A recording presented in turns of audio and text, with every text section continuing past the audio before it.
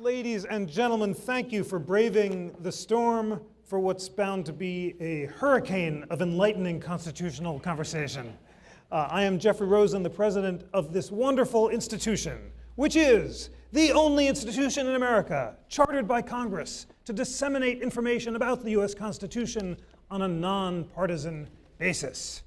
And today, we have the huge honor of not only a member of Congress, but one of the most thoughtful constitutionalists in the Congress. Chris Coons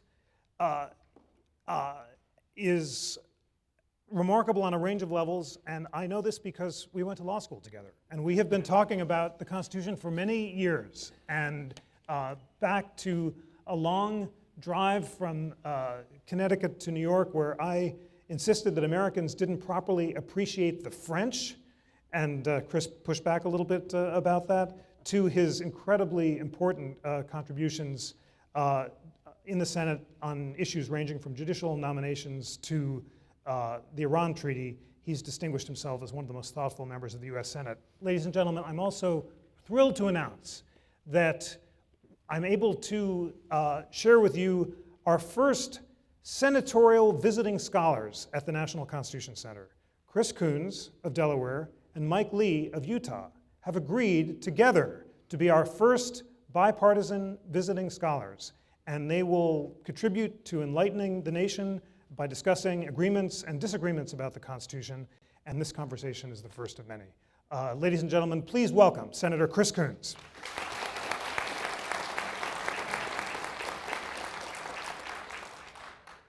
I'm so glad to have you here. We've been hanging out, and I've been trying to get you to the NCC, and here you are at last. Thank you, Jeff, and thanks to everybody here and everyone who's watching for braving a storm and for accommodating my changing schedule today. So I just wanted to start by saying how grateful I am for your leadership at the National Constitution Center and for the opportunity to work in a bipartisan way with my colleague on the Judiciary Committee, Senator Lee of Utah, and to find ways to engage other senators. One of the things that we are sadly lacking in the modern Senate is genuine debate over the fundamental constitutional principles that underlay our work, and I think the founders would be struck by that, by the absence of real engagement between current members of the Congress. So it's my hope that working together we can begin to redress that. Well, it's a thrilling opportunity to do just that. Say more about the gap between the founders and today. For Madison, compromise was the essence of principled constitutionalism. There's not so much of that in the Senate today. Not so much of that. That's a wonderful understatement, Jeffrey. I here on October 2nd, am pleased to announce that we didn't shut down the government this week. We sort of keep clearing the relatively low bar of keeping the government open. But what we've done is to simply extend until December 11th, the date by which we have some reckoning. This will again be a year of notable cliffs. We have an impending debt ceiling challenge. Some would say crisis, but I'll say challenge in late October, early November, probably November 5th, and we've got the current continuing resolution running out December 11th. In the 5 years in which I've served in the Senate, we have had manufactured crisis after manufactured crisis rooted in a fundamental disagreement. And one of the challenges I find is that there are now an increasing number of members elected, both to the House and Senate, who are sent there not to find a midpoint, not to compromise or agree, but to strenuously object, to resist, to shut down, to strangle, to burn some aspect of the federal enterprise. And I've occasionally, perhaps puckishly, reminded colleagues that we tried that. It was the Articles of Confederation. It didn't work out so well. And that the Constitution under which we now operate does assume a certain delegation and intention to compromise. So what changed? Why is this? I think this has happened slowly and then all at once. And the tenor of the current presidential debate in some ways reflects the increasing treatment of politics as some combination of a sort of sports and gladiator combat and entertainment rather than the substantive work of governing that it needs to be. A couple things have happened to attenuate the relationships between senators. A majority of us no longer live in Washington. We're not raising our families there together. The era of cheap jet travel and the expectation that our constituents will have regular access to us means that I'm not an oddity in that I leave and go home all the time. Virtually all the senators run for the exits when our last vote is called on Thursday afternoon. They jump on planes from DC National, from Reagan Airport, and go home and don't return until Monday night. So our kids aren't growing up together, and we don't have personal relationships of the type we used to first. Second, the media has become far more diffuse and polarized along ideological lines. So rather than all of us sitting down to watch one or two sort of national news broadcasts as a nation, we now, on our iPods or on our iPads, are watching whatever the latest offering is from Fox and from MSNBC, which tends to reinforce our polls further. Third, the parties are no longer the central means by which you get the resources to campaign. You can raise more money in one day by being outrageous than you can in a year by being a good sort of party stalwart. Fourth, the loss of earmarks. Now, I know that's probably not a popular transparency measure for me to say that I'm in favor of the restoration of the tool of congressionally directed appropriations. They should be transparent. They should not be for-profit companies. They should be put through a public process. But that, too, has weakened the control of committee chairs and of the institutional process. So all of this in combination, and then, of course, on top of it, Citizens United, a decision that empowers a few super wealthy individuals or organizations to significantly influence campaigns. All of it means that you've got these forces strengthening and empowering those who play at the margins and who are shouting most loudly, and disfavors and disadvantages those who want to put in the time and to work across the aisle and to be diligent and disciplined about finding solutions, because that doesn't get you a Twitter blast, it doesn't raise you money, it doesn't get you visibility. I worry that we are at a point of corroding the very core of the institution, which, at least in the Senate, historically was built on interpersonal relationships that are the result of significant amounts of time spent getting to understand each other and each other's states and each other's interests, and where as a body it was a much more deliberative body, and where there was genuine debate and it was less scripted and less gladiatorial.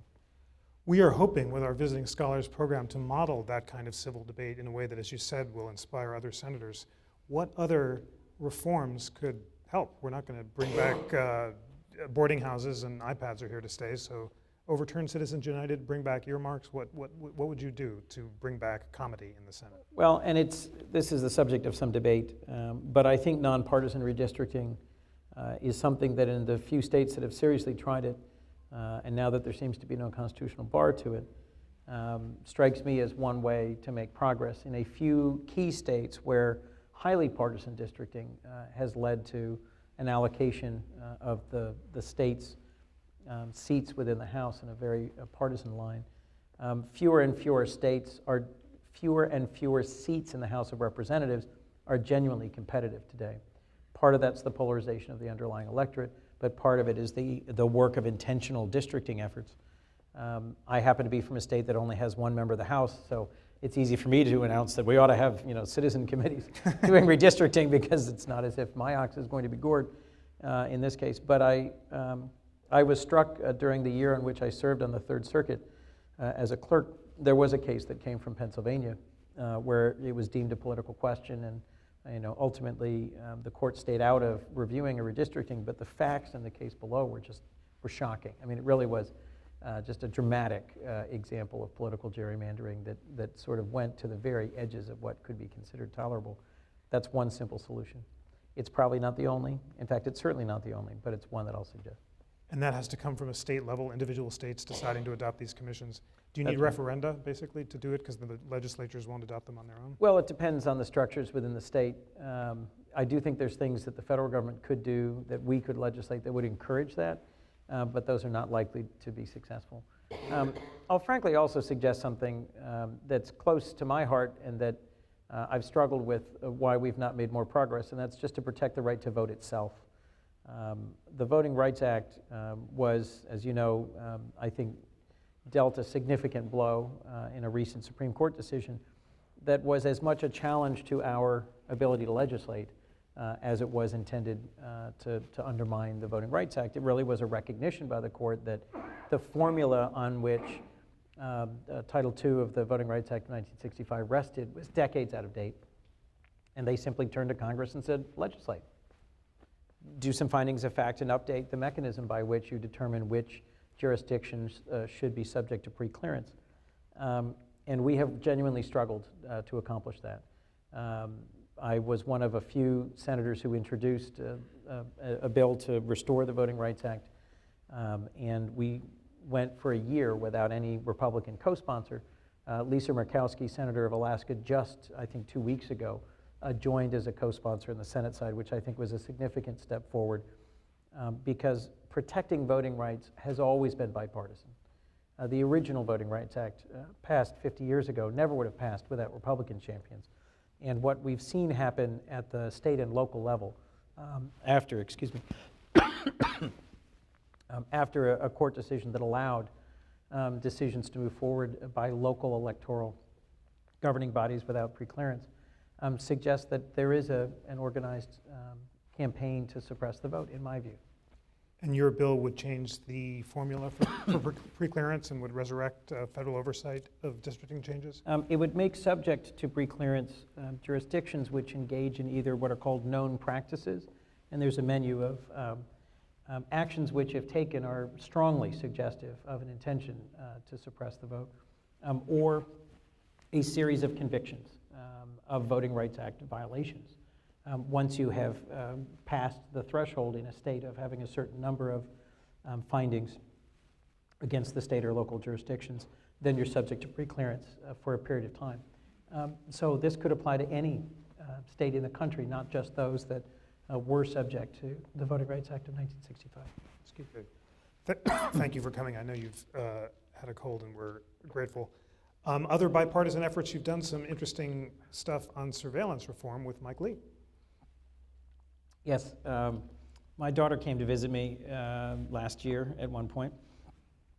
We were in the Senate dining room, and as we were walking by, Senator Paul called out to her, and she sort of looked at him. She follows politics fairly closely. And he said, come on over, I'd like to chat with you. And he sort of was talking to her, and he says, now, do you know your father and I have done an editorial together about a current Supreme Court case? She sort of looks at me. It was about whether or not it's appropriate for smartphones to be accessed by police officers without a warrant. And the court ultimately decided in a way that I think both Senator Paul and I had hoped it might. Senator Lee and I have also worked together on privacy protections. There is a cyber bill that should be on the floor here shortly, probably within the next week or two. And I respect the fact that on a bipartisan basis, many other senators have been working to try and secure our nation from cyber hacking, from intrusion, from piracy. And they're trying to strengthen the ability of companies to share with our national security apparatus at machine speed, at very high rates of speed, significant quantities of data in order to identify what are the threats to the system and its integrity. But I'm trying to insert into that bill additional privacy protections, and so is Senator Lee. This is a pressing issue. I mean, we have other bills that we've introduced that frankly are probably not going to get heard, but in the very short term, there is likely to be information sharing legislation on the floor that will offer companies liability protection in exchange for sharing with the Department of Homeland Security, and then through them the rest of the federal apparatus information from their systems. I'm very concerned that the current structure of that bill does not have sufficient privacy protections, and although I don't speak for him, it's my strong impression that Senator Lee shares some of those same concerns about privacy. That is an inspiring effort. The warrant for cell phone searches that you called for was indeed endorsed by the Supreme Court 9-0, which was very encouraging. How much of these bipartisan efforts are shared by senators' views about what the Constitution means, and how often on the Senate floor is the Constitution part of people's debate? Well, there's a factual predicate in your question, which is that there is debate on the floor of the Senate. Forgive me. In the cloakroom. We just don't debate much at all. That's one of, as I talk to more seasoned senators, Senator Leahy of Vermont is the longest serving Democrat currently in the Senate. And we've had a number of conversations in which he has shared with me that they used to literally come down to the floor an hour before a major bill came to a final vote and sit at their desks and listen to the best orders of both sides, or the best and most compelling policy arguments on both sides before deciding a final vote. And that has almost never happened in my 5 years. In fact, I'll say, this may sound odd, but one of the highlights of my 5 years of service in the Senate has been an impeachment. The only impeachment we've undertaken, it was the impeachment of a judge from Louisiana. And I was unfamiliar with the way the procedure works under the Constitution. But the Senate is literally closed. The doors are closed, no records are kept, and I can't speak as to what was said or exactly what proceeded. The outcome is public record. But what happened in the chamber during that period was that a group of senators who had been asked to serve essentially as prosecutors and another essentially as the representatives of the defense. I mean, that's sort of a coarse summary, but a whole group of senators stood up and gave their summary of the case and why they believed the vote should be for impeachment, and a group of other senators spoke against impeachment. And I got to sit there for several hours and hear dozens of senators who I didn't know personally particularly well at that point. It was very new. It was fascinating. And there are some really very good orators and legal minds in the Senate, which I otherwise would have never known.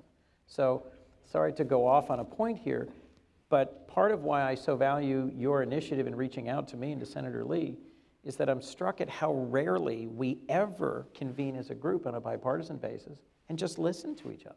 Listen to each other's arguments.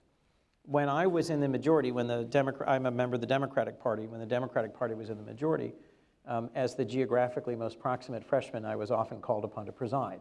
Presiding over the Senate, I presume mistakenly, was a great honor before I got there. Once I got there, I realized it is a routine duty that requires no more strength or skill than a Little League umpire. In fact, it's not even that challenging, because there's a parliamentarian right in front of you who tells you exactly what to say, every single word, and you're not allowed to engage in any way with the proceedings. But from an anthropological point of view, it's certainly a fascinating perch, because you're right there and everyone's sort of working right in front of you. I got to listen to many of my colleagues, and unlike many others who preside, I didn't simply sit there and sign letters or read memos. I would often try to pay attention. So to answer your question, a significant number of my Republican colleagues who came and spoke, particularly those more recently elected, would specifically reference the Constitution as the foundation for their challenges to the administration and to its actions. I think it is far less frequently the case that colleagues of my party come to the floor and root their arguments not in policy but in constitutional principle. But if we were pressed to debate each other more often, I think that would be the case. Because I think folks at my party often have, at the very foundation of their beliefs, the structure of our Constitution and its underlying assumptions as an underpinning. And as you get into arguments about things as disparate as criminal justice and privacy, or the conduct of war and who should be involved in authorizing the use of force, or what is the appropriate means of interdicting illegal aliens and their deportation, something we debated at length in the Judiciary Committee, what to do with those who are undocumented, and how a just nation treats and welcomes those who are here. All of those in some way come back to constitutional principles and to the very debates that took place just a few hundred yards from here. One of those debates with constitutional dimensions is whether there should be religious exemptions for people who object to anti-discrimination laws.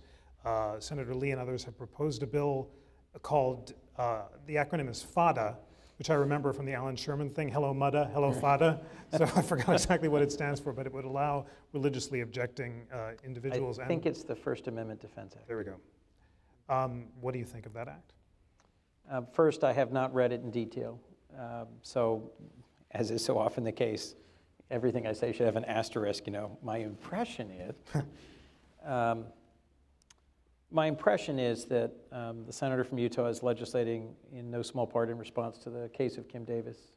From Kentucky, a county clerk who, following on the Supreme Court case that recognized an equal protection right to have same-sex marriages recognized throughout the country, refused to issue marriage licenses to same-sex couples presenting themselves, despite a directive from the governor of Kentucky to do so.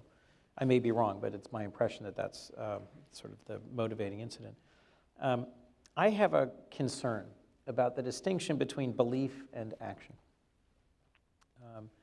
And without seeing the details of it, my inclination would not be to support it, because my strong hunch is that Senator Lee is trying to carve out a sphere of action where one can refuse to execute, and I find it, now that I'm saying that, I would be surprised if he is attempting to shield government officials from any sort of retribution for refusing to do their job based on religious principles.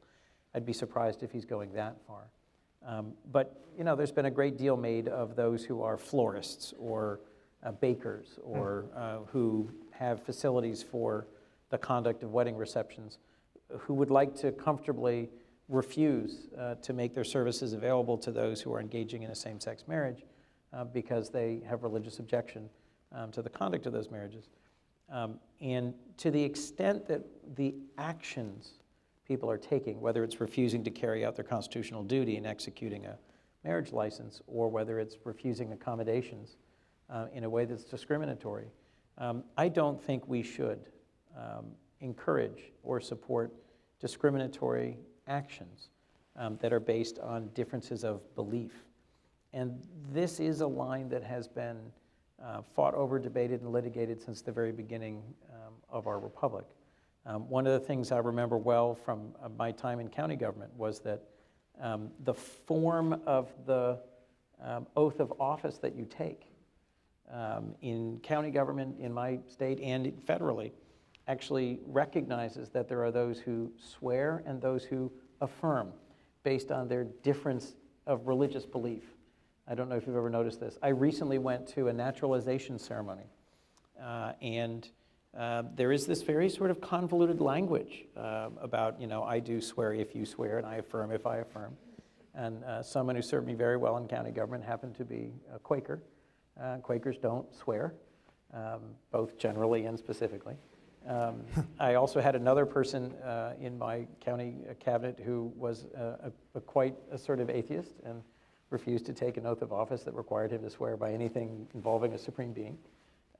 And so it was striking to me to reflect upon the fact that those questions of how one asserts fealty or subservience or acceptance of the Constitution accepts that difference in belief, going all the way back to the founding and how we wrote out our loyalty oaths in the Constitution. So this question of religious liberty and how it translates into our actions in our community, this question of whether we carry out our duties as publicly elected officials should be impinged upon by our religious beliefs, is one that we've struggled with from the very beginning of our country. It's my hope that we will continue to uphold as broad a range of beliefs as possible, but not go further than I think we should in tolerating a range of actions. We have a wonderful exhibit downstairs that I hope you can see if you have time before you leave. And ladies and gentlemen, if you haven't seen it, check it out, on religious liberty and the American founding. And you see there William Penn's son signing a petition asking to be able to affirm rather than swear an oath because it offended his Quaker beliefs. Is there a moderate compromise bill that would protect belief but not action? I don't know, and that's well worth exploration. One of the things I've enjoyed about my time in the Senate, I'm a divinity school graduate. I'm a regular participant in a Wednesday morning prayer breakfast that is senators only and our chaplain, and that has participants from a fairly wide range of beliefs. I think the opportunity that has afforded me to build real friendships with Republicans in a sort of safe space of shared faithfulness has led to a number of conversations about these topics. These are topics that aren't discussed really in our nation broadly as much as they should be. And very difficult questions about morality, and our actions were raised just in the last week and two by the Pope and his visit, Pope Francis, when he visited New York, when he visited Philadelphia, and when he visited Washington. Both gave remarkable, I think, speeches, but also then followed them up with striking actions. He spoke to Congress and then served lunch to the homeless. He addressed the United Nations and then went to a school in Harlem.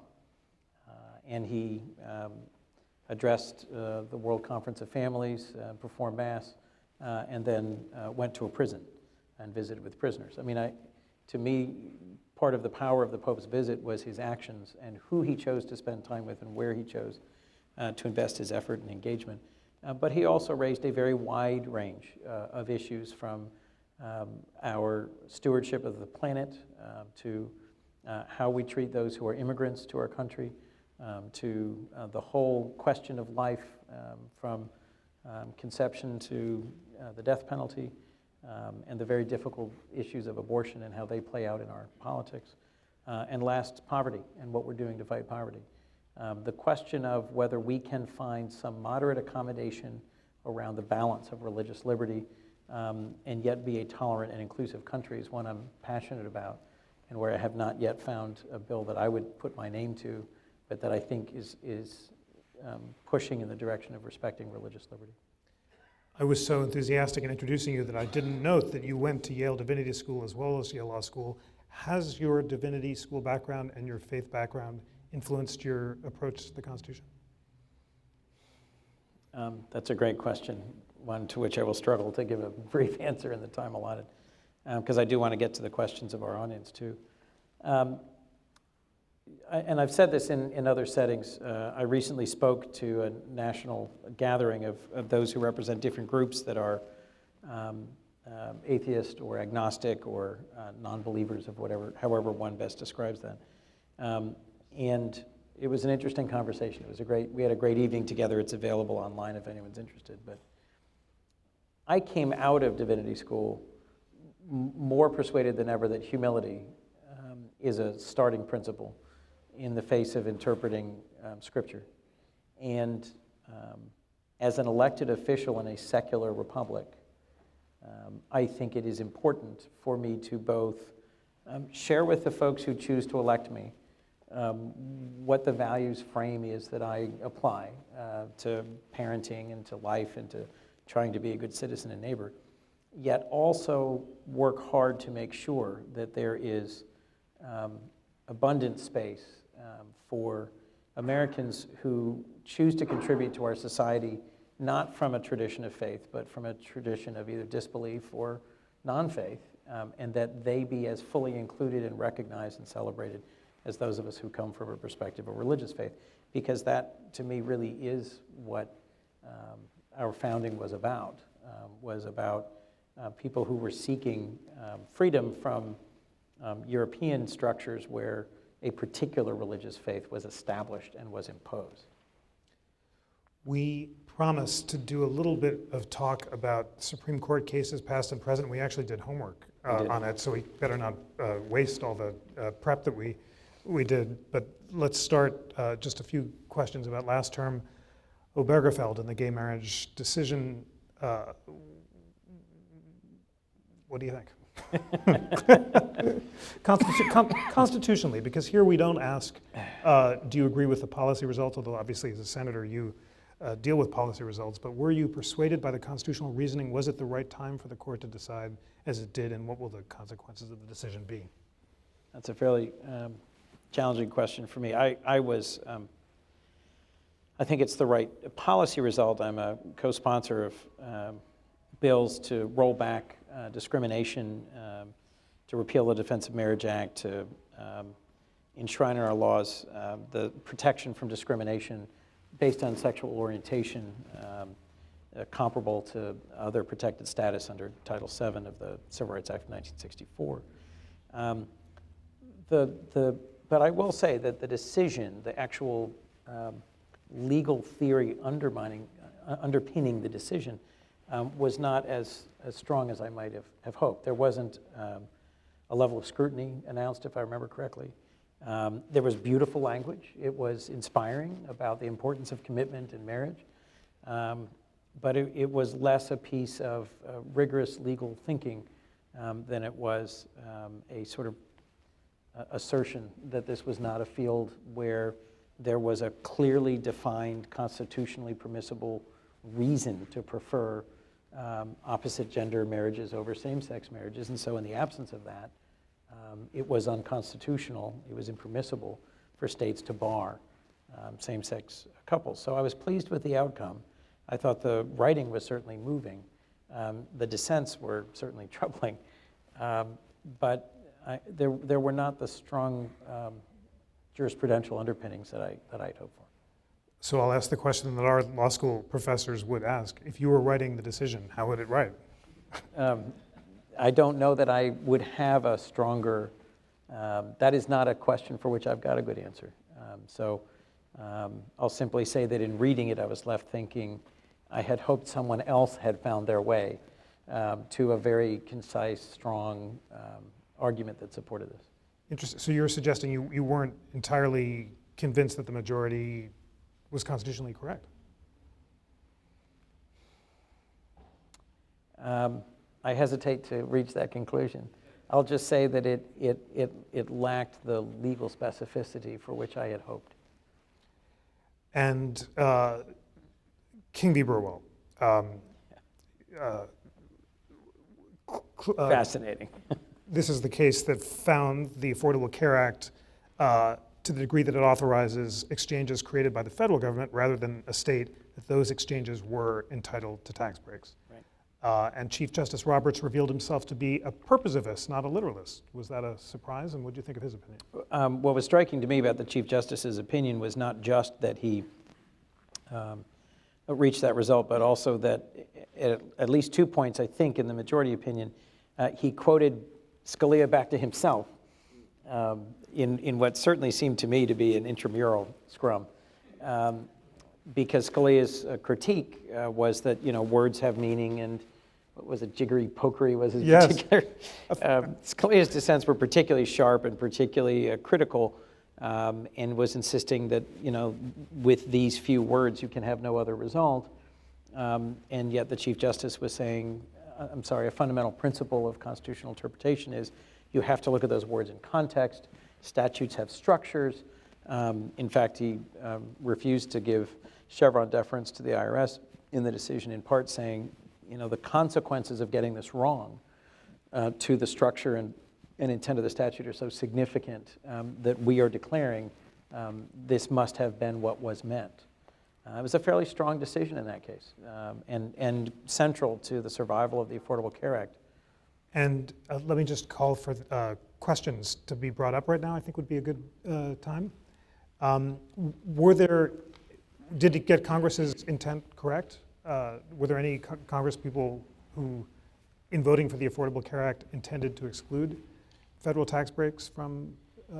From what I was able to glean, I was not a member of the Senate at the time that the Affordable Care Act was enacted, but from what I was able to glean, both from the arguments and from some other documents that were distributed to interested members, no one thought that the structure of the statute was such, this was a truly novel reading.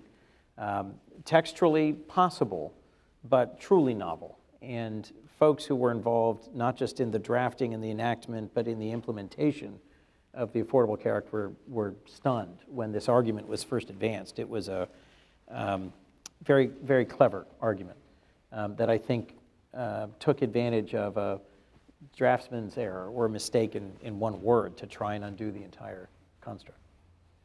And looking ahead to this current term, there's an extremely interesting case about one person, one vote, and we were both trying to understand exactly what the argument is of the challengers who say that the denominator for apportionment in Texas should not be the population as a whole, but the number of registered voters. What do you think of that argument, and what were the consequences? Evanwell versus Abbott. Evanwell, yes. I made the comment on the way out that Texas seems to be this sort of font of constitutional jurisprudence. The housing case from the last term that upheld disparate impact analysis and this and a number of others suggests that Texas continues to be a place that generates a great deal of conflict. I struggle to understand how this argument is rooted in the Constitution, which seems to me to have clearly anticipated that apportionment would occur not based on voters but on people. It is a tragic, difficult piece of the Constitution that it literally counts then enslaved African Americans as 3/5 of a person. But in the portion of the Constitution that is delineating how new states will be admitted, and then in other parts where it speaks to the apportionment of the legislature, it seems clear to me that women who were not able to vote at the time, that enslaved African Americans who were obviously not able to vote at the time, were counted towards the creation of political structures and towards the apportionment of the legislature. And so to suggest that somehow only those who are registered to vote are now to be counted in apportionment, I'm finding their argument somewhat elusive. Baker versus Carr, which shifted apportionment from geographic boundaries to representative, sort of one man, one vote, or one person, one vote boundaries, in combination with those constitutional pieces, I would think would make this a clear case, but 4 justices granted it cert. So there is an argument here that is currently eluding me. We had a great podcast on this question last week. Check it out. We the People and the defenders note that Article 1, Section 2 of the Constitution bases apportionment on persons rather than eligible voters. And it would also, in the discussion, emerge that if the court agrees that the right denominator is registered voters, it would have strong partisan effects helping Republicans. Tell us more about that. Well, that depends on the state in which we're analyzing it, but in Texas, at least as currently configured, it would.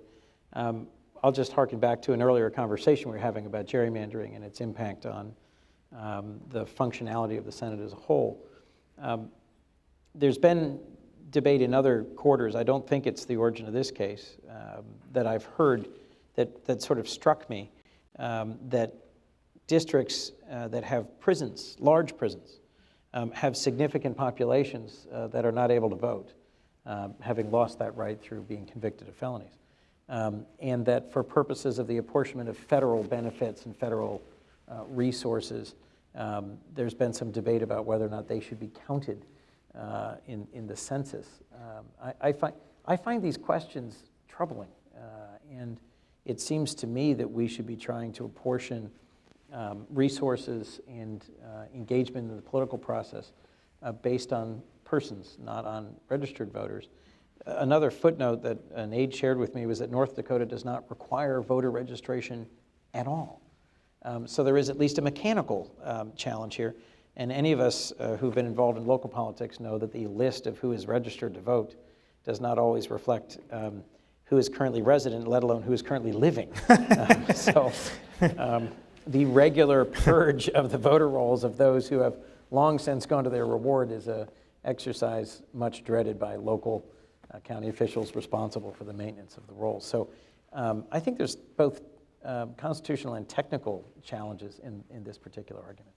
Fascinating. Last case, you mentioned Texas as being a font of constitutional drama, and it has given us the Fisher case, where the court will decide whether the University of Texas's decision to engage in affirmative action, not only by admitting the top 10% of all high school graduates in Texas, but also by taking race into account as one of several factors for 20% of the class. In addition to that, violates the Constitution.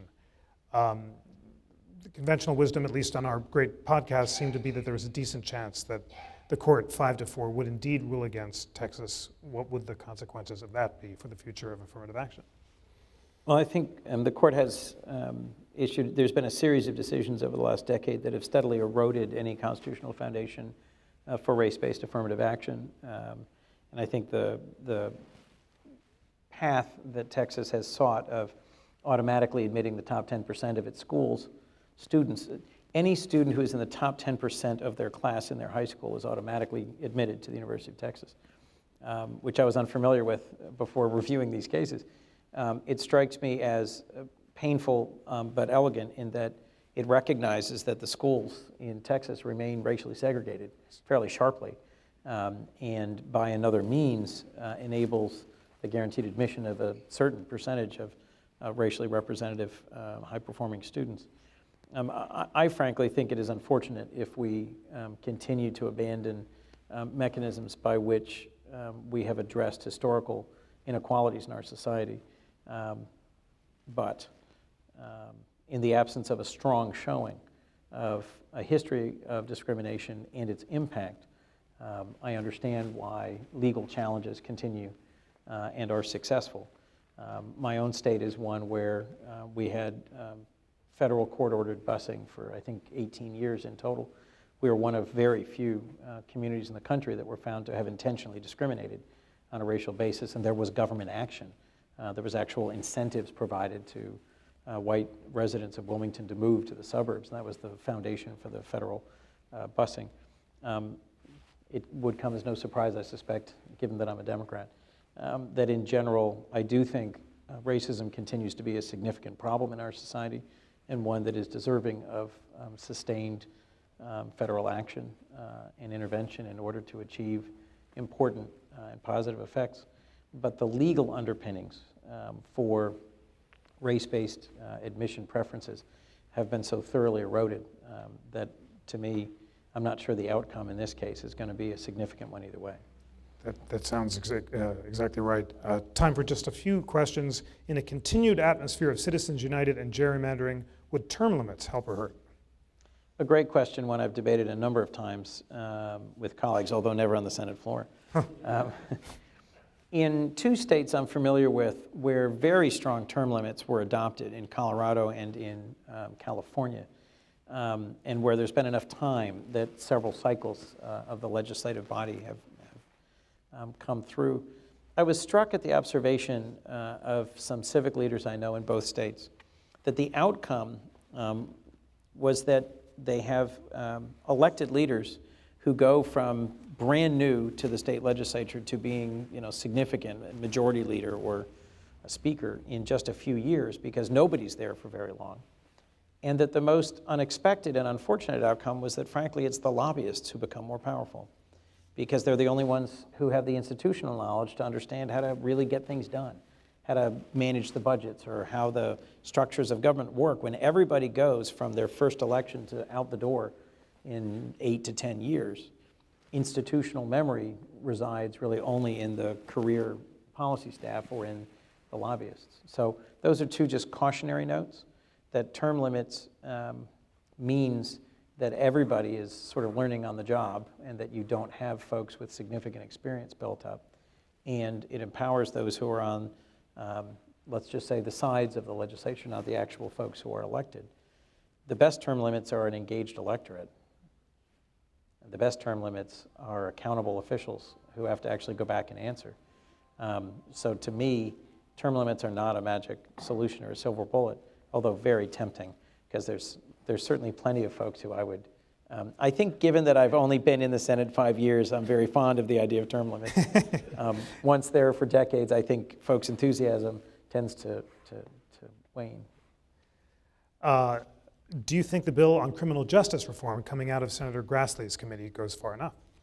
I'm very excited about the compromise bill on the committee on which I serve, the Judiciary Committee, and I'm eagerly seeking a Republican co-sponsor so that I can join. This is a recent feature of our sharply divided Congress. It's the so-called ARC rules, that if you're not one of the original architects of a piece of bipartisan legislation, you're only allowed to join as a co-sponsor if you bring a Republican with you, or a Democrat in the case of a Republican bill, which is a great feature.